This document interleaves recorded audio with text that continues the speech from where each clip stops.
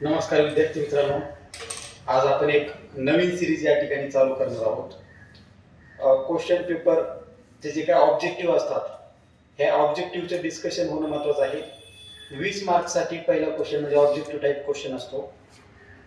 याच्यामध्ये सर्व प्रकारचे क्वेश्चन्स तुम्हाला पाहायला मिळतात. ओके, आता आपल्याला क्वेश्चन पेपर पॅटर्न माहिती, त्या पद्धतीने आपल्याला त्या क्वेश्चन पेपर पॅटर्न मध्ये कसे प्रॉब्लेम दिलेले असतात किंवा कसे चॅप्टर असतात त्या पद्धतीने तयारी करायची. जसं टेक्स्ट बुक मध्ये आहे तशी तयारी नाही करायची. का? कारण की तुम्हाला माहिती क्वेश्चन नंबर 1 हा ऑब्जेक्टिव्ह असतो, 20 मार्कासाठी असतोय. पहा, क्वेश्चन नंबर 1 मध्ये ऑब्जेक्टिव्ह पूर्ण.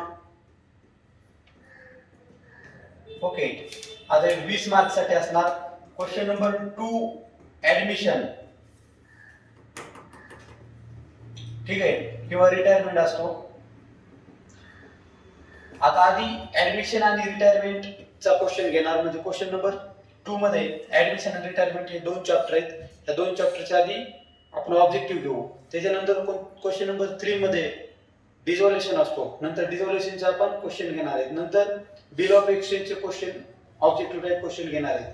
त्याच्यानंतर आपल्याला इश्यू ऑफ शेअर्सचे क्वेश्चन घ्यायचे आहेत. नंतर कम्प्युटर अकाउंटिंगचे क्वेश्चन घ्यायचे. म्हणजे जसा क्वेश्चन पेपरचा पॅटर्न आहे त्याच्यामध्ये चॅप्टर आहेत, त्या पद्धतीने आपल्याला क्वेश्चनची तयारी करायची आहे. आलं का लक्षात? तर लक्ष द्या आता. ठीक आहे, ऑब्जेक्टिव्ह टाइप क्वेश्चन्स याच्यामध्ये वाचा की पहिला क्वेश्चन काय दिलेला आहे. Anuj and Ishan are two partners sharing profit and losses in the ratio 3:2. They decided to admit Arop for 1/5 share. The new profit sharing ratio will be dash. त्यांनी नवीन प्रॉफिट शेअरिंग रेशो तुम्हाला विचारलेला आहे. कालच मी तुम्हाला सांगितलं होतं की नवीन प्रॉफिट शेअरिंग रेशो कसा काढायचा. तुम्हाला इथं 1/5 शेअर दिलेला आहे. ओके, 1/5 शेअर दिला तर तुम्हाला त्या ठिकाणी काय काढावं लागतं, बॅलन्स ऑफ 1. आणि बॅलन्स ऑफ 1 कसं निघणार, बॅलन्स ऑफ 1 4/5 निघणार. ओके, 1 - 1/5 केलं तर 4/5 डायरेक्ट निघतं. ते तुम्ही कॅल्क्युलेट करण्यापेक्षा लक्षात ठेवा. 1/5 दिला की फक्त 5 मधून 1 मायनस करायचा, 4/5.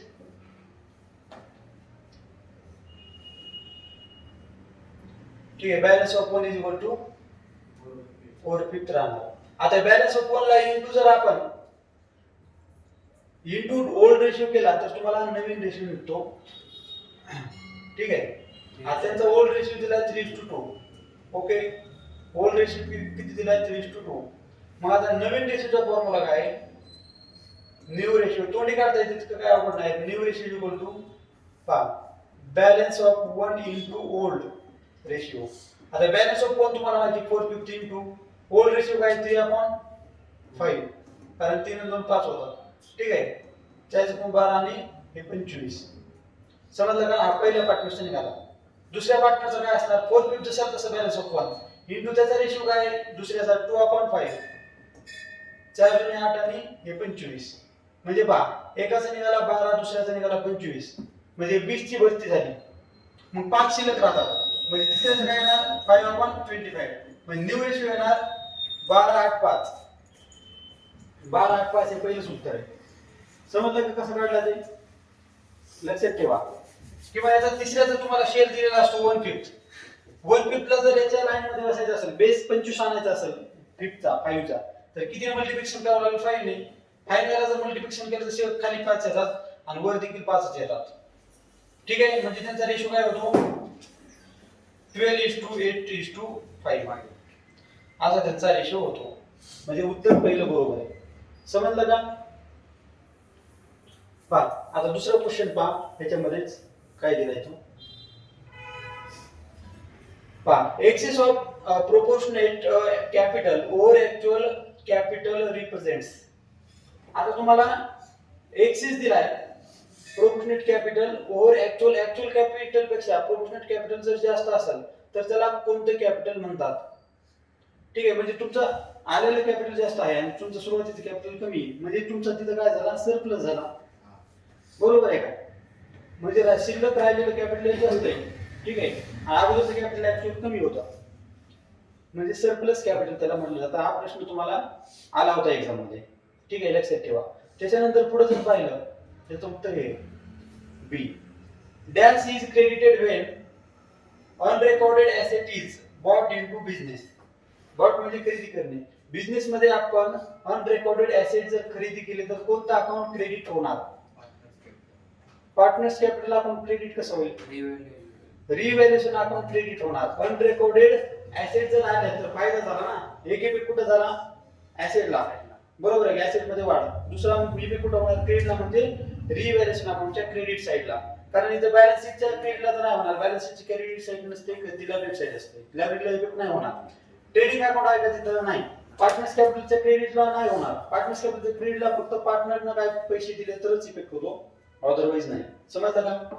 त्याच्यानंतर पुढे पहा. When goodwill is withdrawn by partners, dash account is credited. ज्यावेळेस गुडविल विड्रॉन केली जाते पार्टनर्स कडून त्यावेळेस कोणतं अकाउंट क्रेडिट केलं जातं? गुडविल उचलली, गुडविल उचलली, लक्षात ठेवा. कॅश बरोबर आहे. कॅश किंवा बँक अकाउंट क्रेडिट होईल. गुडविल उचलली म्हणजे नेमकं काय? पैसे उचलले ना, बरोबर आहे का? पैसे उचलले बिझनेस मधून तर कॅश अकाउंट क्रेडिट होणार. क्रेडिट वर क्लोज आउट. समजलं का? याचं उत्तर काय आहे? कॅश. त्याचं रिव्हॅल्युएशन होतं. ठीक आहे, पुढे पहा. If asset is taken over by the partners, dash account is debited. जर ऍसेट टेकन केली पार्टनरनी, घेतली, तर कोणतं अकाउंट हे डेबिट केलं जातं? Debit the receiver. कोणतं अकाउंट? कॅपिटल अकाउंट, बरोबर आहे. पार्टनर्स कॅपिटल अकाउंट, हे उत्तर आहे बी. समजलं का? पहा, राईट वन वर्ड फ्रेज किंवा टर्म मध्ये तुम्हाला उत्तर द्यायचं आहे. Method under which calculation of goodwill is done on the basis of extra profit earn above the normal profit. अशी कोणती मेथड आहे की ज्याच्यामध्ये काय केलं जातो?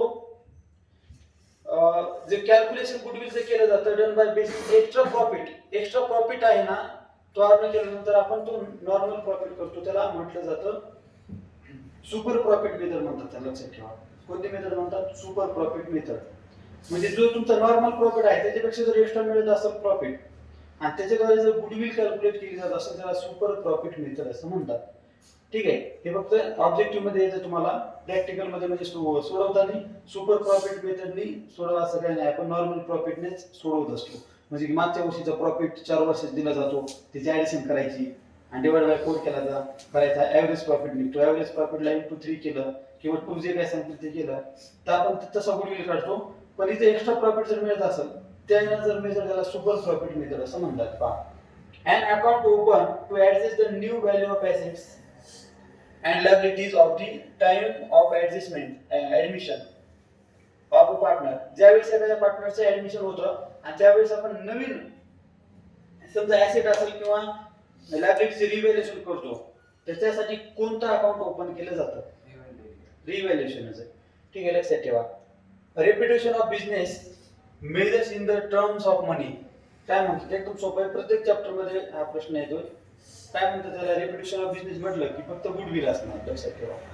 पुढे पहा. The ratio in which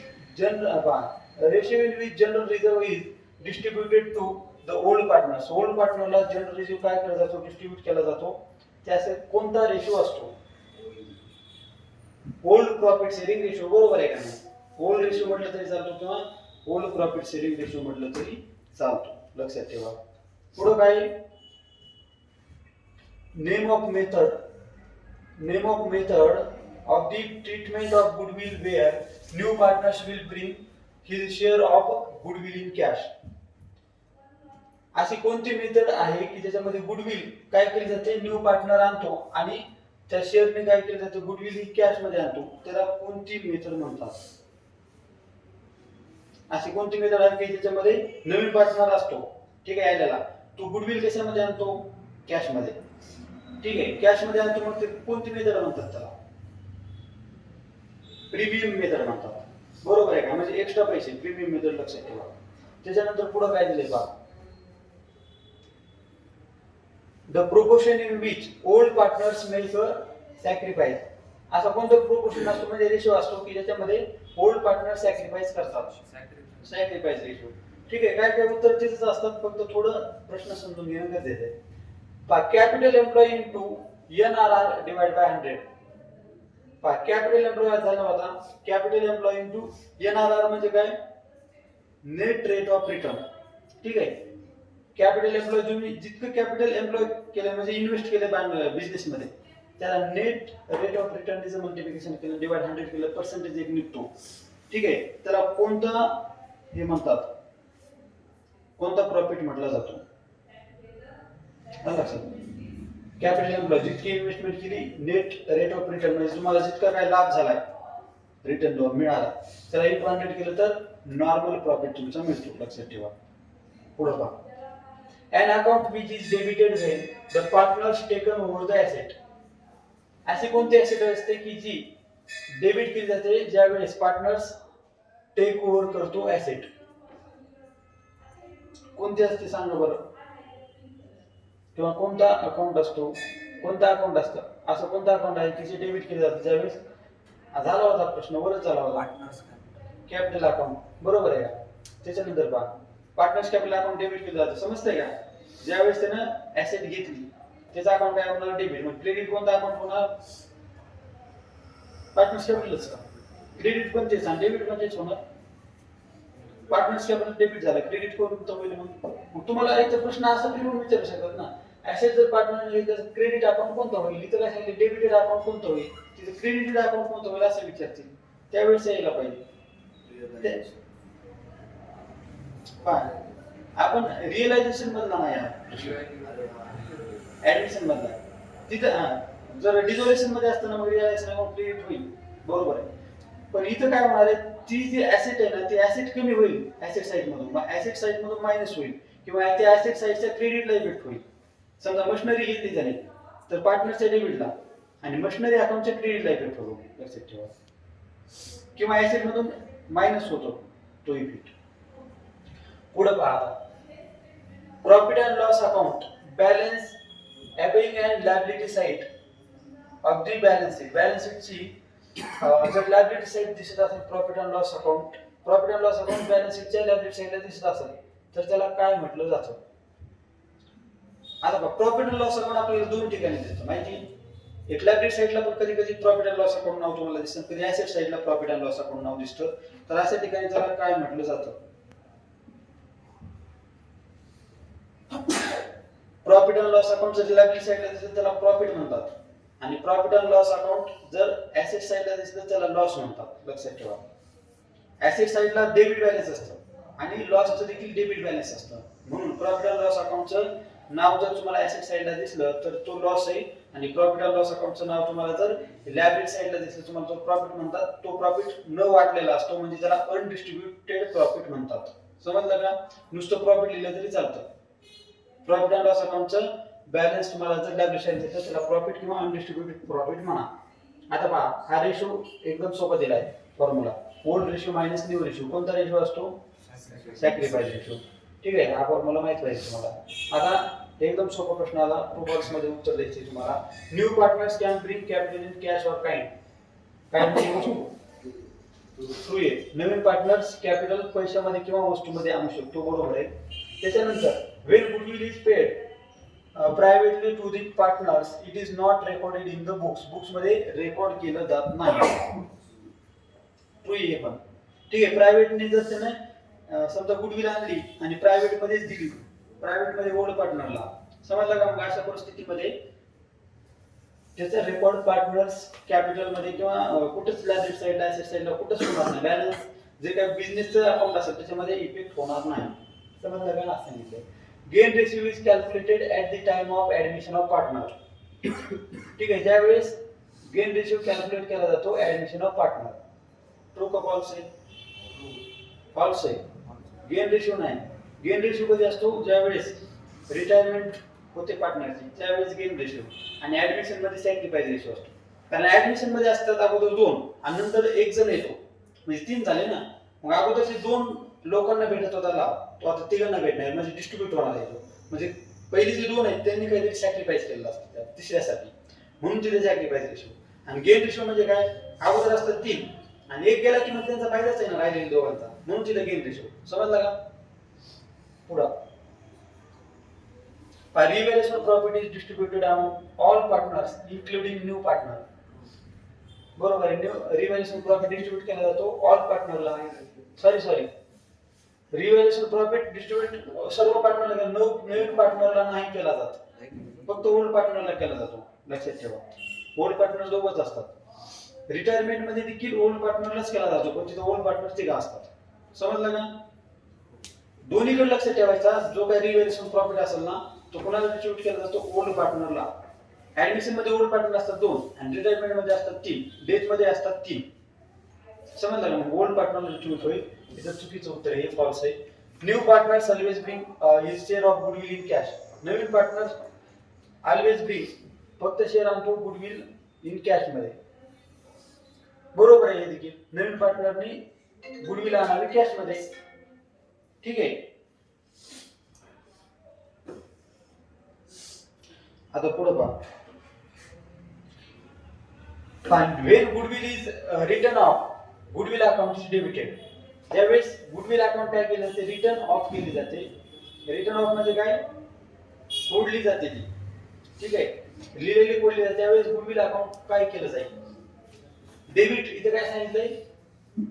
goodwill return of तर डेबिटेड केलं जातं. डेबिटेड केलं जातं का? नाही. गुडविल ज्यावेळेस आणतात ना त्यावेळेस डेबिट होतं, पण ज्यावेळेस ती रिटर्न ऑफ होते, त्यांना वाटली जाते, त्यावेळेस त्याचं अकाउंट हे डेबिट नाही क्रेडिट केलं जातं. ते लक्षात ठेवा. समजलं का?